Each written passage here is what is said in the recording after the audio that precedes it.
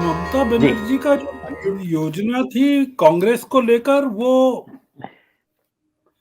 कांग्रेस के पक्ष में सफल हो गई है। ममता बनर्जी ने जो सबसे बड़ा काम किया और अच्छा काम किया है, प्रशांत किशोर ने भी, कि कांग्रेस को फिर से मेन स्ट्रीम में ला दिया है, जिंदा कर दिया है। कांग्रेस लगभग खत्म हो गई थी। मतलब यूपीए का जो एक अस्तित्व था, वो थोड़ा सा डिप्रेशन में था। ममता ने और प्रशांत किशोर ने जो किया अच्छा काम, वो ये किया कि कांग्रेस को फिर से अपने पैरों पर खड़ा कर दिया। नागर जी कह रहे हैं कि वो प्रशांत किशोर के साथ हैं, कि राहुल लड़ते हुए नहीं दिख रहे हैं। इस देश में इस समय विपक्ष की ओर से अगर कोई लड़ता हुआ दिख रहा है तो वो राहुल ही दिख रहे हैं। और संसद में भी राहुल दिख रहे हैं और सड़क पर भी राहुल दिख रहे हैं। तृणमूल कांग्रेस तो विपक्ष का साथ भी नहीं दे रही है। मतलब जिस विपक्ष में कांग्रेस है, उसका राज्यसभा और लोकसभा में साथ भी नहीं दे रही है। जब लोकसभा में विपक्ष ने बहिष्कार किया तो तृणमूल कांग्रेस ने ज्वाइन नहीं किया, वॉकआउट जब किया।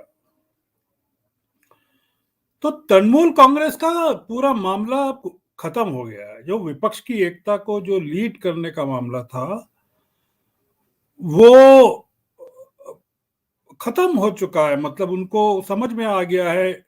जो अभी सोनिया गांधी ने विपक्षी नेताओं की पार्टी बुलाई, मीटिंग बुलाई, उसमें शरद पवार भी थे और शिवसेना तो थी ही, पहले दिन से थी, और तमाम विपक्षी दल थे। और विपक्ष की जो स्ट्रेटेजी अभी बन रही है, वो दिल्ली में बन रही है, वो कलकत्ता में नहीं बन रही है। तो वो जो ममता बनर्जी एक प्रॉक्सी वॉर, जिसको वो बंगाल में बैठ के दिल्ली की और देश की राजनीति चलाना चाहती हैं, वो अब जो मैंने कहा कि कांग्रेस को सक्रिय कर दिया है, कि अगर कांग्रेस सक्रिय नहीं हुई, यूपीए सक्रिय नहीं हुआ, तो ममता बनर्जी कांग्रेस को समाप्त कर देंगी और स्वयं कांग्रेस बन जाएंगी। वो खेल अब खत्म हो गया है। तो इसलिए दूसरा मामला ये देखिए, जो मैं आप लोगों की बहस सुन रहा था, एक बहस कि महुआ मोइत्रा को जिस तरह से उन्होंने कृष्णा नगर की बैठक में सार्वजनिक रूप से फटकार लगाई, नादिया जिले की सबसे फायरी और संसद में जबरदस्त प्रहार करने वाली, मोदी पर, अडानी और अंबानी पर प्रहार करने वाली जो एकमात्र सांसद विपक्ष में थी, उसको लोकल पॉलिटिक्स को लेकर, कृष्णा नगर की लोकल पॉलिटिक्स को, लोकल इलेक्शंस को लेकर महुआ मोइत्रा को उन्होंने फटकार लगाई और उसका वीडियो जारी हुआ देश भर में। और उस वीडियो में आप देखिए कि महुआ मोइत्रा किस तरह से चुपचाप खड़ी हुई हैं और नोट कर रही हैं, गर्दन हिला रही हैं। आप अपने एक नेता को कैसे डिमोरलाइज कर सकते हैं संसद में, जो आपको पूरे विपक्ष को और आपकी आक्रामकता को पेश कर रहा?